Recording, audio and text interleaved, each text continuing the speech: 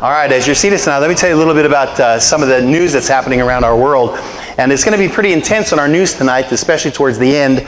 So this is going to go out over social media, and obviously it's going to be very controversial tonight towards the end, because I'm going to give you a couple of thoughts tonight about the Antichrist, and we're going to talk about that. Let me give you this first one that comes over. Anybody know who that is? Emmanuel Macron. He urges greater European integration in his address to the Bundestag, which is Germany. In his Bundestag debut last Sunday, French President Emmanuel Macron warned Europe and his German host that chaos looms unless the continent, pushed on by Berlin and Paris, can shatter taboos and agree further integration steps. A week after Chancellor Angela Merkel joined him for the First World War centenary in France, the French leader was the guest of honor at Germany's own Remembrance Sunday Sunday ceremonies. He said this: Europe and within it the Franco-German couple have an obligation not to let the world slip into chaos and to guide it on the road to peace. What he's saying is this: he had talked about having a European army. I told you this last time we met. The first time ever, we're talking about a European army. He's talking about a 10-nation confederacy. And now he's saying that Europe has to pull together, specifically France and Germany. Germany is still a powerhouse in Europe. And he's making that overture because he wants to protect, which he said, against American aggression. Maybe he forgot 1918. Maybe he forgot what we did for France in 1918 and what we did for France in 1941 and 42 and 43 and 44. He needs to learn some history. Matter of fact, he needs to come to our Thursday night study and listen to the Psalm study. So just send that to him if he's listening. I'm sure he's not. Let me tell you a little bit about Israel. Israel, this is going on right there. Israel's kindness is repaid with terror. Israel gives the Palestinian Arabs self-rule in large sections of Judea and Samaria, and they use it to promote terrorism. Israel releases Palestinian terrorists from prison as a gesture, and they newly freed prisoners resume engaging in terrorism. Israel permits Arab residents of Gaza, enemy territory, special permits so that they can receive medical care in Israeli hospitals or to carry out business transactions in Israel. And they use those privileges to assist terror cells. Anybody notice a pattern here? This week's discovery of a huge Hamas terrorist network in the Palestinian territories is chock full of disturbing lessons. Let's start with the very fact that such a network, directed by the Hamas regime in Gaza, has been operating with the near impunity throughout the area controlled by the Palestinian Authority. So the Palestinian Authority, Mohammed Abbas, controls, I'll put that in quotes, Palestine, but Hamas is freely operating underneath that control, and they are doing some amazing things in a negative way for terrorism. The PA has one of the largest per capita security forces in the world, yet for some reason, they never noticed that these Hamas terrorists running around. It was the Israeli security service, the Shin Bet, which once again had to carry out the anti-terror operations that the PA refused to undertake. Hundreds of members of the terror network were captured this week, the Israeli news media reported. Not 20, not 80, but hundreds. They were planning to conduct large-scale bombing attacks and had been instructed by their commanders to select crowded cities as targets for the attacks: trains, buses, hotels, and restaurants. Sites were scouted in order to kill as many Jews as possible. The discovery of the network began with the arrest of Hamas terrorist named Ois Rajub from the village of Dura near Hebron. Dura has been under the complete control of the PA since 1995. It also has more than its share of residents who have been involved in terror incidents. By the way, when you go to Israel, it's one of the places you won't visit because it's so tightly guarded. Rajub spilled the beans to his Shin Bet interrogators. The Shin Bet has been criticized by various left-wing groups over the years for supposedly being too tough when questioning murderers and would-be murderers. He says, I don't know what tactics they used to get Rajub to talk, but I'm sure glad they did what they did before something was done. Think about how many lives they saved. Think of all the parents who will not be mourning the murder of their children, their wives will not be widows, and all the children will not be orphans because the Shin Bet interrogators did their job. As a result of Rajub talking, hundreds of young Palestinians, both men and women who had been rescued by Hamas, were arrested, according to the news reports. And that's right, women also. The reason why is because women have absolutely no rights in Islamic-held territories unless they become terrorists. If they become terrorists, they raise to the ranks of the rights of men. So that's one of the reasons why you'll see women strapping bombs and pretending to be pregnant under the hijabs so that they can become equal to a man. So Israel did its job this week, and they thwarted a massive a massive terrorist attack that was going to happen there. Let me give you a little bit about the economy and what's happening there. And we need to really understand what's happening not only in the American economy, but also globally. We've been telling you about cashless society. You might be getting tired of me telling you about it, but I'm going to make a prediction based on some of the things I've been reading. The very first nation to go cashless is going to be Sweden, and it's going to go very, very soon. I've been reading article after article. I wanted to pull one out and tell it to you tonight. Sweden on the verge of going completely cashless. What could possibly go wrong? Sweden is rapidly turning into a cashless society, which seems like the utopian dream of many a government figure. What could possibly go wrong from the government's point of view? Isn't it ideal that they could soon digitally control every single person in their country? Think about the Antichrist and not being able to buy or sell. Actually, quite a few things are going wrong. So much so that even members of the government are expressing concern now. Sweden is the most cashless society in the world right now. The change is happening extremely fast in this European country. No cash accepted signs are becoming an increasingly common sight in shops and eateries across Sweden as payments go digital and mobile. Sweden is widely regarded as the most cashless society on the planet. Most of the country's bank branches have stopped handling cash. Many shops, museums, and restaurants now only accept plastic or mobile payments. Last year, the amount of cash in circulation in Sweden dropped to the lowest level since 1990 and is more than 40% below its 2007 peak. The declines in 2016 and 17 were the largest on record. Cash is used so infrequently that the government of the country has demonstrated concern. And it isn't just the big cities. A source in rural Sweden tells us that even in this remote area, the push to go cashless is omnipresent. What could possibly go wrong? Well, the folks of Sweden have so little use for cash that it's predicted many stores will no longer even accept it by 2020. And the government is beginning to have second thoughts. Now, why would that happen? Well, they're recalculating the societal cost of a cash-free future. The financial authorities, who once embraced the trend, are asking banks to keep peddling notes and coins until the government can figure out, listen to this, figure out what going cash-free means for young and old consumers. The central bank, which predicts cash may fade from Sweden, is testing a digital currency right now, an e-krona, to keep firm control of the money supply. So what's happening? Well, a third of all Swedes are 55 years old or older, and basically they are not computer savvy.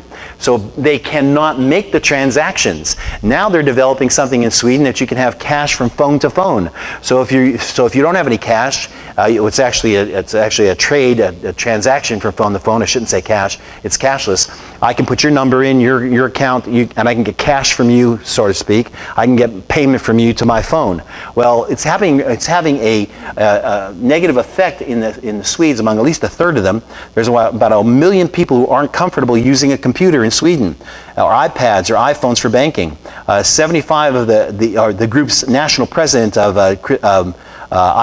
Christina Tallberg says, and she says about half of Sweden's 1,400 bank branches no longer accept cash deposits. It's more or less impossible because the banks refuse to take cash. Can you imagine that?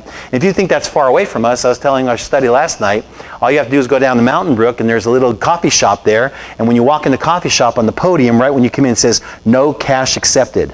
And so you'll see it, and you'll continue to see it more and more in America as basically as it continues to be the trend, especially from the younger generation pushing it. But the government's worried. The government of Sweden's worried. They think they need to have an e-krona, another digital currency, because their elderly people are getting caught in the mix. And so that's happening. Let me give you another article that came out. Why is cashless inclusion so difficult? Economists estimate that only 8%, listen to this percentage, of the world's money exists in the form of tangible coins and notes. Only 8%. That means that 92% of the world's currency is digital. The rest is floating in the digital ether. The European Central Bank has ended production of 500 euro notes.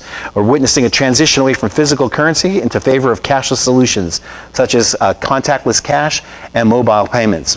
The benefits are certainly palpable, improving security for consumers, less physical cash to handle, and fewer security measures for commerce and banks, superior tax transparency for governments. But we risk sleepwalking into this cashless world at a detriment to the world's 2 billion unbanked adults. That means 2 billion out of the 6-7 billion people on planet Earth do not have a bank, don't do anything with banks. So we're watching a big crash going to come. Something has to happen. Somebody has to take over sooner or later. And obviously, if you read Revelation, you know that there's going to be a mark. which is going to pretty much solve the problem. Basically what's happening is we're seeing people being caught in the middle. So this cashless society, even though it's at a breakneck pace to take over countries, it's going to have a backlash. That backlash may provide the impetus for some type of one world currency, and that's what we're seeing. Along with that, let me tell you a little bit about America. We don't hear this a whole lot. And our national debt. The United States, like many other nations, is facing an ever-growing mountain of national debt. The interest paid on the United States national debt is on pace to even exceed military spending in the years ahead. According to the Congressional Budget Office, America will spend more on interest than it spends on Medicaid in 2020, more in 2023 than it spends on national defense, and more in 2025 than it spends on all non-defense discretionary programs combined, from funding from national parks to scientific research to healthcare and education to the court system and infrastructure. Interest on the national debt is now the fastest growing area of the U.S. national budget as the country continues to spend more than it earns. So what is it? So I did a little bit of research for you. Here's the national debt. We are right now at $21 trillion. $21 trillion right there. That's where we're at. Right now, our interest alone, because America has to pay interest on its bonds, on its securities, our interest alone on our debt, our interest alone is at $400 billion. In the next 3 years, our interest could go up to $1 trillion. Just imagine, that's just the interest to keep that debt going. So the Bible says this in Proverbs 22:7. When individuals or nations continue to live beyond their means, it's only a matter of time until serious consequences arise. The Bible says, has long warned that the borrower is servant to the lender. And that's exactly what we're seeing right now. And sooner or later, when somebody can, again, think about Revelation. Think about taking over. If we cannot pay our debt, and sooner or later, you can run up as much credit as you want. Sooner or later, you're going to have to pay it. But if you can't, then you're under the control of somebody who can control the finances. And that's what we're looking at. We're seeing it all dovetail. Let me give you a little bit more. And some of this stuff is unnerving, and especially this one. We don't realize it because we are secluded in our American news media, and they don't tell us things other than running the same things over and over and over and over. I'm so tired of breaking news that I want to break the news. Amen. I'm tired of panels. I don't care what the panels think. That's right. It doesn't matter to me. All they're telling you is what their ideology is. So we're missing a whole lot of news that's going on in the world, and this one is big news. Russia and Ukraine on the brink of a war. A respected foreign journalist living in Ukraine is warning that a war that most Americans cannot even imagine teeters on the razor-thin edge of becoming real, I'm quoting. When Russia opened fire on the Ukrainian Navy vessels and captured 3 of their ships, it made headlines all over the world. Now the Ukraine, except in America, now the Ukraine has imposed martial law for 30 days as President Petro Poroshenko warns of extremely serious threat of land invasion. Relations are still raw after Russia's 2014 annexation of Crimea from Ukraine and its backing for a pro-Moscow insurgency in eastern Ukraine. The crisis now is pushing the two countries into open conflict. One of the problems with Americans, and especially a lot of Americans, is we don't understand history and we don't know history. The history of Russia's always been an aggressor. Russia was our ally in World War II. In World War II, when we were trying to defeat Germany, we were coming in from the east, us, France, Australia, England, and Russia was coming in from the west. We both got to Berlin at the same time. Russia actually got to the bunker where Hitler killed himself before we ever did. Then we divided up, after World War II, we divided up Germany and Berlin, east and west. And Russia was our ally. You remember that Truman and Roosevelt and Stalin and Churchill sat and had conferences during the war. And then after we defeated Germany, Japan was still at war with us. They wouldn't surrender. We wanted an unconditional surrender. They wouldn't. What Russia did is right after they defeated Germany, our allies, they moved over to Manchuria, which is right above North Korea, and they wanted to control that area. They brought all their troops there. And so they were expanding. They always wanted to expand Russia. They still have that expansionist mentality. They have lost the Balkans and the Ukraine in World War II. And now they're looking to get it back. That's why they've annexed Crimea. Now I want you to be up to date on it because you're not getting this anyplace else. So Russia, immediately after we defeated Germany, we knew that once we took down Japan, Russia was going to be our problem. I'll give you a little bit of knowledge. It's not good, but I'll give it to you. America knew that there were war criminals from Nazi Germany that were escaping Nazi Germany. They were going to Argentina. And our CIA had stopped prosecuting some of them so that they could help us as spies to spy on Russia. That's how bad it got. That's how much we didn't trust Russia. So Russia now is doing the exact same thing. They've always had this mindset of expanding. So let me tell you how it's going, and I'll show you a little bit more about it. So an attack on the Ukrainian military boats, it moved to a new stage of aggression. In a phone call with Mr. Poroshenko, NATO Secretary General Jens Stoltenberg offered the alliance's full support of Ukrainian territorial integrity and sovereignty. They're actually thinking about giving them warships. Now, Ukraine is not a part of NATO, although NATO is stepping up to the plate. NATO, North Atlantic Treaty Organization. It was formulated after World War II, after we defeated Germany, to protect Europe from Russia, because we knew who she was. Now, Washington's envoy to the United Nations and said Russian actors were outrageously violating the sovereignty of the Ukrainian territory. So right now, Moscow and Kiev are on the brink of war. And once a Russian invasion happens, there will be no turning back. At that point, the United States would have a major decision to make. And if we choose to defend Ukraine, that could mean that we would suddenly find ourselves fighting World War III. Now, again, we know Russia is a player in the last days. We know that Russia and we know that Europe is also going to go against Russia, 10-nation confederacy. So you're watching something almost set up in front of your eyes. We know that Monday's incident came after Russian President Vladimir Putin slammed Kiev for detaining Russian commercial ships. And here's what happens, because you don't get it a whole lot. This is what happened. If you can look up here, this is a little map, if I can get it up there for you. Hello. Come on. I don't know why we're frozen there, but we are frozen. There we go. Okay, so if you look at the Ukraine, this is what they took. Russia took Crimea against everybody's, the UN and everyone in the world. And this is what's called the Sea of Azov. The Sea of Azov has the Kerch Strait right here. If Ukraine wants to get to the Mediterranean and get all of its supplies, it has to take its boats, go through the Sea of Azov, and go through the Kerch Strait, down through the Black Sea to the Bosphorus Pass and into the Mediterranean. You shut this off and Ukraine is pretty much dead in the water. So what happened is when Russia annexed Crimea, it's really to get the Ukraine. They want to starve the Ukraine out. And so what they did immediately is they put a bridge over this. Now they just took 3 of the ships from the Ukraine. So we are very, very close to a world war. And why do I say world? Because everybody will be pulled into it. And you're not hearing any of that. This is so tense that it's going to go down in history as something that became very, very close to breaking out in a world war. I'm praying and hoping it doesn't, but if prophecy is to be fulfilled and this is part of it, then how many of you know it's going to happen?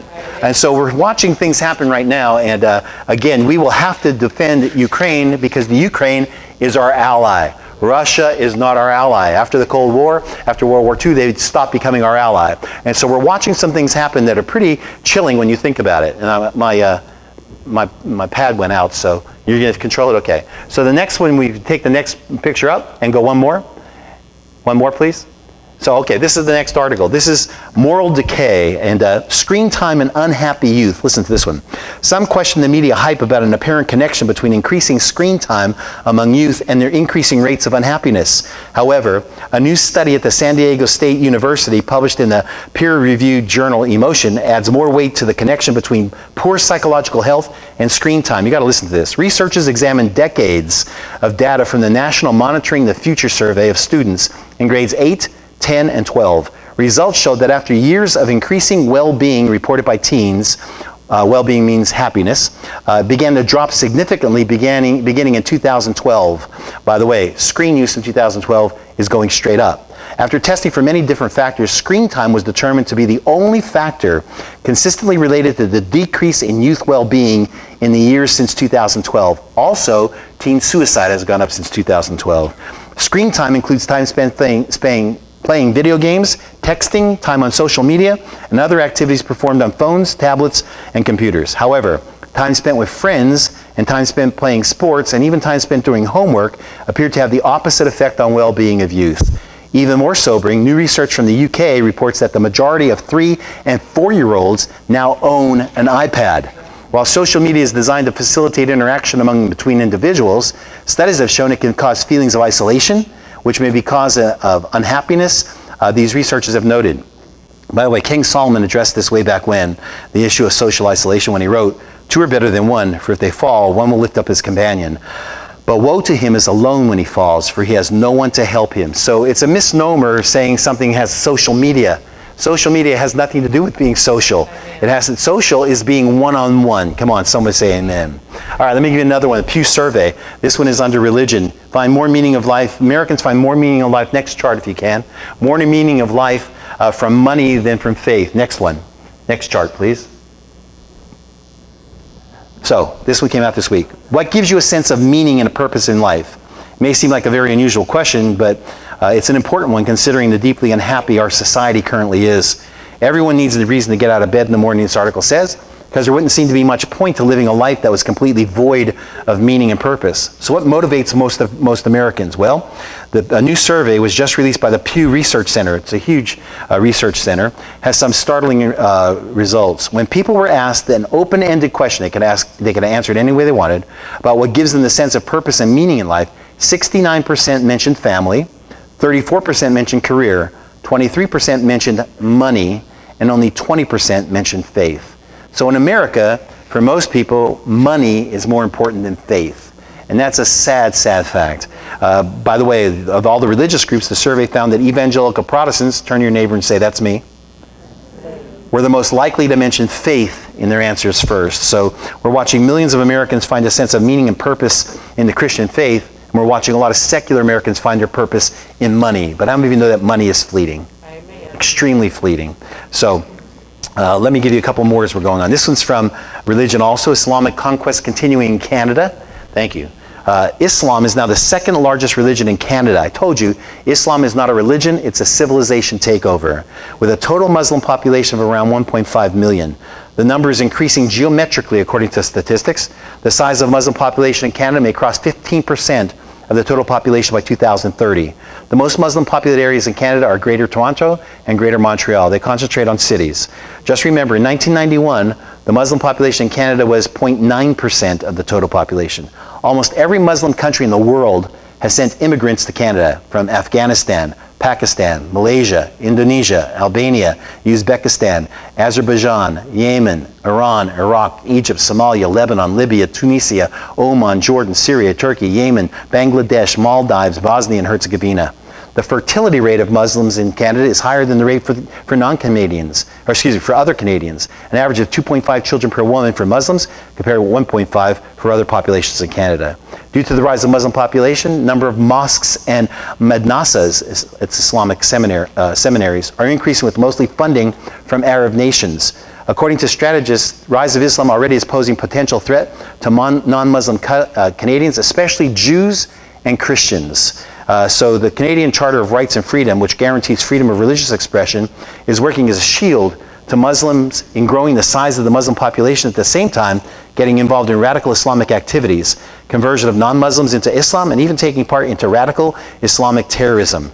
Now, let's not forget, 4 years after Canada's founding in 1871, the Canadian census found only 13 Muslims among the population. The first Canadian mosque was constructed in 1948, and now there's almost 1,400 mosques in Canada. Let me give you a prediction. It used to be Spanish and French were the languages you would teach in school. I promise you Aramaic is coming on, because it's probably the most spoken in our world right now. Let me give you a little bit about a planet. You can put that one up. And the next one. There we go. Error in major climate study revealed. Warming is not higher than expected. A major new climate study in the Journal of Nature got worldwide media coverage for finding that the oceans warmed dramatically faster than previously thought. That's what they said. But now the researchers have retracted that conclusion after a man in the United Kingdom blogged about a major problem with the flaws that he discovered in the paper. Just 2 weeks ago after the publication, the study authors have revised their paper, and now they conclude that the oceans are warming, but at the same rate as other measurements they have found. The error was first discovered by Nick Lewis, a retired British man who holds a bachelor's degree in math from the University of Cambridge and who reads science papers for fun.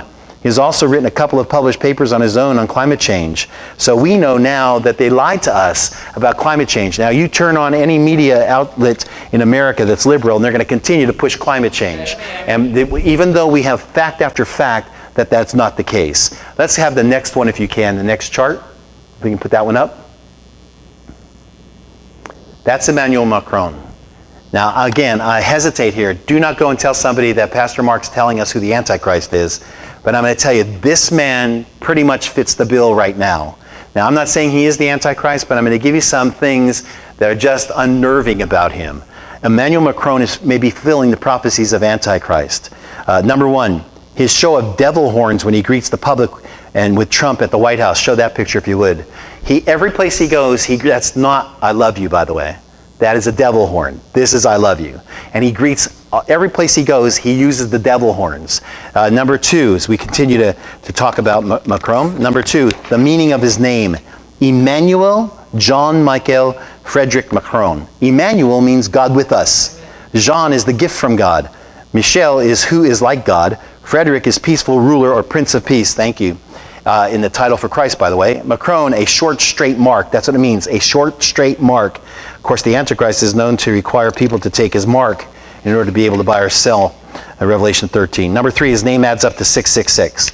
There's 36 total characters in his name, and again, 132 letters, 1 dash, and 3, let me just get it for you here in a second, because I want to tell you the next 3 spaces. So if you give each character a value, and again, 666 is a misnomer sometimes, because there's a lot of ways you can get to it. What they're doing here is they're taking these 36 symbols and they're adding them. 1 plus 2 plus 3 plus 4, all the way up to 36. When you get to that, it equals 666. For his birthday is the winter solstice. He was born on the 21st of December, 1977, which is the winter solstice and the shortest day of the year, one of the shortest days. The reason December 24th and December 25th are picked for Jesus' birthday, because those were considered the winter solstice also, and some of the shortest days of the year. Number 5, his country was part of the Roman Empire, France. The Antichrist will come from the people who destroyed the Jewish temple, which was the Roman Empire. That's Daniel chapter 9, verse 26.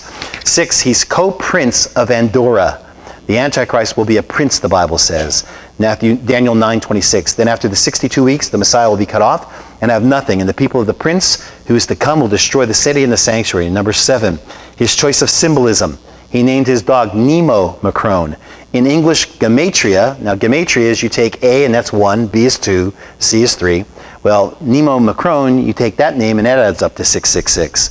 He has a pentacle in the mural of his office. When the pentacle is flipped upside down, it looks strikingly similar to the sign of the Baphomet, the goat head, which is the official insignia of the Church of Satan. He had a rally where he stood on a podium that was lit up in the shape of a cross behind him when he was running for president. He had a rally where he stood on a podium that was shaped like an incomplete pyramid when he was running for president. All symbols. He walked out to the European Union national anthem, Ode to Joy.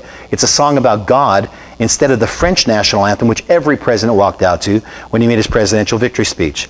His name transliterates in Chinese. Are you ready for this?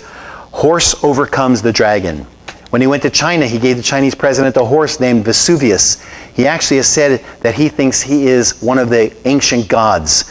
It's the name of Europeans' most dangerous volcano, Vesuvius.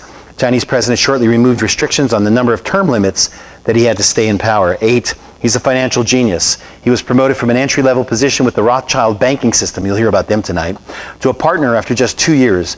The banker who promoted him said he would have promoted him within an hour after meeting him, something another banker said was actually unheard of. He ended up leading a $10.9 billion merger. His nickname was Mozart of France, or the Wizard of France. 9, he's very smart economically. He was the Deputy Secretary General of the Élysée for 2 years, then quickly promoted to the Minister of Economy and Finance. Ever since, he's completely been reforming labor laws in France, which have caused multiple violent protests. And number 10, he's a political genius. He started his own party, En Marche, which has his own initials. He later changed the name to La République En Marche. His party, listen to this, went from initially created, to having 350 out of the 577 seats in the French Parliament in just 1 year. He has a team exploring creating his own party for the European Union. He wants to control the European Union, 10-nation confederacy, and even his own political school. So Macron has made an offer to make peace treaties specifically with Israel. So we're watching that. Well, now that's all the news, the bad news and the indiscriminate news. I want to give you some good news.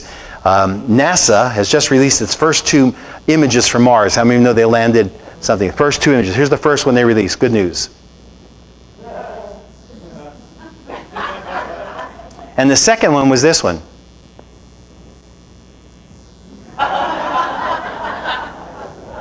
Shannara has his sign up there already, so you know that's it. That's in the news for tonight. I'm going to ask the ushers if they come forward.